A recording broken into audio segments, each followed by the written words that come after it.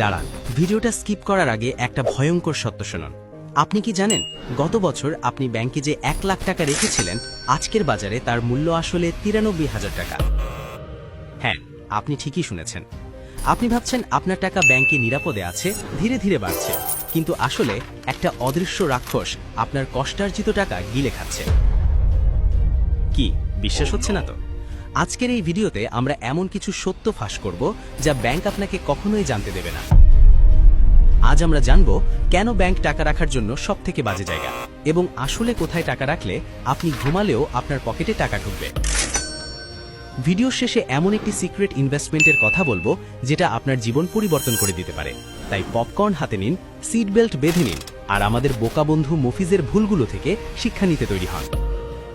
চলুন আমাদের গল্পের নায়ক মফিজের সাথে পরিচিত হই। মফিজ খুব সাধারণ একটা ছেলে। 9টা 5টা অফিস করে, মাস শেষে বেতন পায়, আর দৌড়ে গিয়ে সব টাকা ব্যাংকের সেভিংস অ্যাকাউন্টে জমা করে। মফিজ ভাবে, আহ শান্তি, আমার টাকা এখন সেফ, আর ব্যাংক আমাকে সুদ দেবে, আমি বড়লোক হয়ে যাব। মফিজের মুখে তখন বিশ্বজয়ের হাসি, কিন্তু মফিজ যেটা জানে না সেটা হলো ইনফ্লেশন বা মুদ্রাস্ফীতি নামের এক সাইলেন্ট কিলার তার পিছনে দাঁড়িয়ে হাসছে। সহজ করে বোঝাই, ধরুন 5 বছর আগে 1000 টাকা নিয়ে বাজারে গেলে মফিজ 2 হাত ভর্তি করে বাজার নিয়ে ফিরত। চাল, ডাল, তেল, মুরগি সব হতো। আর আজ বর্তমানে সেই একই 1000 টাকার নোট নিয়ে বাজারে গেলে মফিজের হাতে থাকে ছোট্ট একটা পলিথিন। হয়তো 1 লিটার তেল আর কিছু ডিম কিনতেই টাকা শেষ। টাকার অঙ্ক সেই 1000ই আছে, কিন্তু টাকার ক্ষমতা কমে গেছে। এটাই হলো ইনফ্লেশন। এখন গণিতের হিসেবে আসি, ব্যাংক আপনাকে বছরে সুদ দিচ্ছে গড়ে 6%, আর আমাদের দেশে জিনিসপত্রের দাম বাড়ছে বা মুদ্রাস্ফীতি হচ্ছে গড়ে 8 থেকে 9% হারে। মানে আপনি ব্যাংকে 100 টাকা রেখে বছর শেষে পাচ্ছেন 106 টাকা, কিন্তু যেই জিনিসটা 100 টাকায় পাওয়া যেত তার দাম হয়ে গেছে 109 টাকা। তার মানে আপনি আসলে 3 টাকা লসে আছেন। অর্থাৎ ব্যাংকে টাকা রাখা মানে ধীরে ধীরে নিজের সম্পদকে আগুনের তাপে গলিয়ে ফেলা। তাহলে উপায়? টাকা কি বালিশের নিচে রাখব? একদম না। বালিশের নিচে টাকা রাখলে তো চোর মামা খুশি হয়ে যাবে।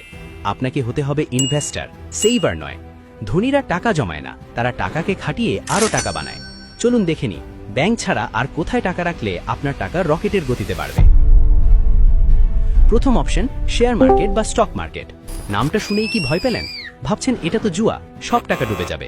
দাঁড়ান, শান্ত হন। শেয়ার মার্কেট জুয়া তাদের জন্য যারা না জেনে না বুঝে অন্যের কথায় টাকা ঢালে, কিন্তু বুদ্ধিমানদের জন্য এটা হলো সোনার খনি। শেয়ার কেনা মানে কোনো কাগজের টুকরো কেনা নয়। শেয়ার কেনা মানে একটা রানিং ব্যবসার পার্টনার হওয়া। একটা উদাহরণ দেই, ধরুন আপনার এলাকার বল্টু ভাই খুব ভালো বার্গার বানায়, তার দোকানে সব সময় ভিড় থাকে, কিন্তু বল্টু ভাইয়ের টাকা নেই যে সে আরেকটা ব্রাঞ্চ খুলবে। আপনি তাকে 10 লাখ টাকা দিলেন এবং বললেন, ভাই আমি ব্যবসার পার্টনার হব, লাভের একটা অংশ আমাকে দিবি। এখন আপনি ঘরে বসে আরাম করছেন, বল্টু ভাই ঘাম ঝরিয়ে বার্গার বানাচ্ছে, আর মাস শেষে আপনার পকেটে লাভের টাকা ঢুকছে। শেয়ার মার্কেট ঠিক এভাবেই কাজ করে। আপনি যখন কোনো ভালো কোম্পানি, ধরুন যারা সাবান, তেল বা ওষুধ বানায়, যাদের প্রোডাক্ট মানুষ প্রতিদিন ব্যবহার করে, এমন কোম্পানির শেয়ার কেনেন, তখন কোম্পানি লাভ করলে আপনিও লাভবান হন। দীর্ঘমেয়াদে বা লং টার্মে শেয়ার মার্কেট থেকে বছরে 15 থেকে 20% পর্যন্ত রিটার্ন পাওয়া সম্ভব, যা ব্যাংকের চেয়ে 3 গুণ বেশি। তবে হ্যাঁ, হুট করে সব টাকা এক জায়গায় ঢালবেন না, শিখতে হবে, বুঝতে হবে। দ্বিতীয় অপশন, মিউচুয়াল ফান্ড। এখন আপনি বলতে পারেন, ভাই আমার তো অফিস আছে, সংসার আছে, শেয়ার বাজার অ্যানালাইসিস করার সময় বা ধৈর্য কোনোটাই নেই। কোনো সমস্যা নেই, আপনার জন্যই আছে মিউচুয়াল ফান্ড। এখানে আপনি গাড়ি চালাবেন না, আপনি ড্রাইভার ভাড়া করবেন। মিউচুয়াল ফান্ডে একজন প্রফেশনাল এক্সপার্ট বা ফান্ড ম্যানেজার থাকেন। আপনি তাকে টাকা দেবেন, সে তার মগজ খাটিয়ে সেরা কোম্পানিগুলোতে আপনার টাকা ইনভেস্ট করবে। এটাকে বলে SIP বা সিস্টেম্যাটিক ইনভেস্টমেন্ট প্ল্যান। প্রতি মাসে মাত্র 500 বা 1000 টাকা জমিয়েও আপনি কোটিপতি হতে পারেন। বিশ্বাস হচ্ছে না? এটাকে বলে কম্পাউন্ডিং ইন্টারেস্টের জাদু। আইনস্টাইন এটাকে বিশ্বের 8ম আশ্চর্য বলেছিলেন। আজ থেকে অল্প অল্প জমানো শুরু করলে 20 বছর পর সেটা বিশাল একটা অঙ্ক হয়ে দাঁড়াবে। দর্শক বন্ধুরা, আপনাদের কাছে একটা প্রশ্ন করি, আপনারা কি মাসের শুরুতেই সেভিংস করেন, নাকি খরচ করার পর যা থাকে সেটা জমান? কমেন্টে সত্যিটা জানাবেন কিন্তু, কারণ আপনার এই অভ্যাসের উপরই নির্ভর করছে আপনার ভবিষ্যৎ। তৃতীয় অপশন, রিয়েল এস্টেট বা জমি জমা। বাঙালি মানে জমির প্রতি একটা আলাদা টান। বাপদাদার ভিটা বা ঢাকায় একটা ফ্ল্যাট, এটা অনেকের জীবনের একমাত্র স্বপ্ন। রিয়েল এস্টেট অবশ্যই ভালো ইনভেস্টমেন্ট, কারণ জমির দাম সাধারণত বাড়ে, কমে না। কিন্তু সমস্যা হলো জমি কিনতে তো লাগে বস্তা ভর্তি টাকা, আমাদের মতো মধ্যবিত্তরা কি করবে? এখানেই আসে আধুনিক ইনভেস্টমেন্ট। এখন এমন কিছু ব্যবস্থা আছে যেমন রিটস, যেখানে আপনি অল্প টাকা দিয়ে বড় কোনো শপিং মল বা কমার্শিয়াল বিল্ডিংয়ের ছোট্ট একটা অংশের মালিক হতে পারেন। সেই বিল্ডিং থেকে যা ভাড়া আসবে তার ভাগ আপনিও পাবেন। তবে ফিজিক্যাল জমি কিনতে পারলে শহরের একটু বাইরে অর্থাৎ গ্রামের সাইটে কেনাই বুদ্ধিমানের কাজ।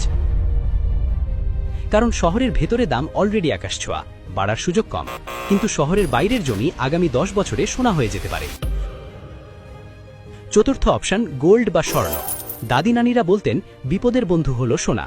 কথাটা 100% সত্যি। যখন শেয়ার মার্কেট ক্র্যাশ করে, ডলারের দাম পড়ে যায়, তখন সোনা মাথা উঁচু করে দাঁড়িয়ে থাকে। কিন্তু ইনভেস্টমেন্টের জন্য দয়া করে বউয়ের জন্য গহনা বানাতে যাবেন না। অবাক হচ্ছেন? শুনুন, গহনা বানাতে গেলে মেকিং চার্জ বা মজুরি দিতে হয়, আবার বিক্রি করতে গেলে সেটা লস হয়। ইনভেস্ট করতে চাইলে গোল্ড বার, গোল্ড কয়েন অথবা ডিজিটাল গোল্ড কিনুন। আপনার মোট টাকার অন্তত 10% সোনায় রাখা উচিত। এটা হলো আপনার লাইফ জ্যাকেট। জাহাজ ডুবলেও আপনি ভাসবেন। পঞ্চম এবং সবথেকে গুরুত্বপূর্ণ ইনভেস্টমেন্ট, যেটা আমি ভিডিওর শুরুতে বলেছিলাম, এটা এমন একটা জায়গা যেখানে ইনভেস্ট করলে লস হওয়ার কোনো চান্স নেই আর রিটার্ন আসবে সারা জীবন। সেটা হলো নিজের ওপর ইনভেস্ট করা। হ্যাঁ, সেলফ ইনভেস্টমেন্ট। শেয়ার মার্কেট ধসে যেতে পারে, জমি বেদখল হতে পারে, সোনা চুরি হতে পারে, কিন্তু আপনার স্কিল বা দক্ষতা কেউ চুরি করতে পারবে না। আপনি যদি আজ একটা নতুন ভাষা শেখেন, ভিডিও এডিটিং শেখেন বা কমিউনিকেশন স্কিল ভালো করেন, তাহলে এই যোগ্যতা আপনাকে সারা জীবন টাকা এনে দেবে। ওয়ারেন বাফেটও বলেন, আপনার সেরা সম্পদ হলেন আপনি নিজে। তাই ব্যাংকে টাকা ফেলে না রেখে কিছু টাকা দিয়ে ভালো বই কিনুন, কোর্স করুন, নিজেকে আপগ্রেড করুন। মুফিজ এখন আর বোকা নেই। সে বুঝে গেছে ব্যাংকে টাকা রাখা মানে টাকা পচানো। সে এখন স্মার্ট ইনভেস্টর। সে তার টাকা ভাগ করে শেয়ার মার্কেট, মিউচুয়াল ফান্ড আর নিজের স্কিল ডেভেলপমেন্টে লাগাচ্ছে। এখন ইনফ্লেশন রাক্ষস তাকে দেখে ভয় পায়, উল্টে পালায়। মুফিজের মতো আপনিও কি স্মার্ট হতে চান? তাহলে আজই প্রতিজ্ঞা করুন, টাকা অলস বসিয়ে রাখবেন না, টাকাকে কাজে লাগান। মনে রাখবেন, টাকা গাছের পাতায় ধরে ঠিকই, কিন্তু সঠিক জায়গায় বীজ রোপণ করলে টাকার গাছ অবশ্যই হয়। ভিডিওটি শেষ করার আগে আপনাদের কাছে একটা প্রশ্ন। এই তো জানলেন ইনভেস্টমেন্টের অপশনগুলো, কিন্তু আপনারা নেক্সট ভিডিওতে কোনটা নিয়ে বিস্তারিত জানতে চান? 1. Share market A to Z guide, নাকি 2. স্টুডেন্ট বা অল্প বেতনের চাকরিতে কিভাবে কোটি টাকা জমানো যায় তার ব্লুপ্রিন্ট? ঝটপট কমেন্টে 1 বা 2 লিখে জানান।